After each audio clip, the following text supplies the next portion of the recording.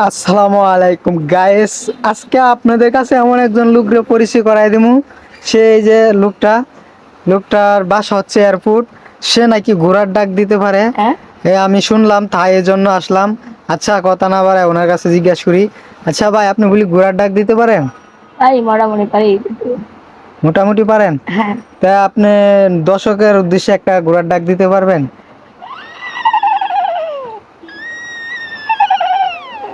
আবার দেন তো, শোনাই নাই।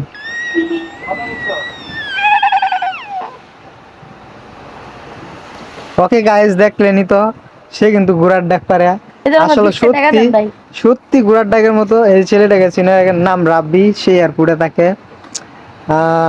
যারা যারা ওনার সাথে দেখা করতে চান ব্লগাররা, আপনারা অবশ্যই আমারও কমেন্ট করলে হবে। দেখেন, সে ছাগলের ডাকও পারেন।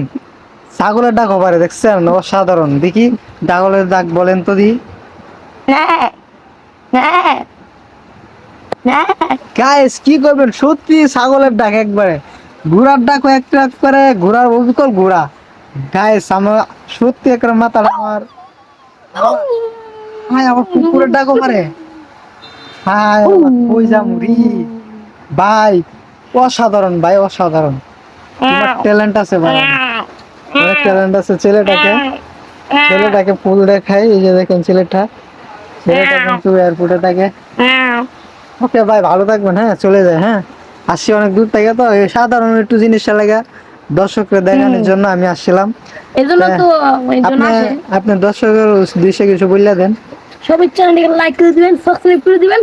আসলে সবাই আমার পাশে থাকবেন। সাথে আমরা মিলে দেখতে কথা বলবো না। এখন টাটা ভেবেছি।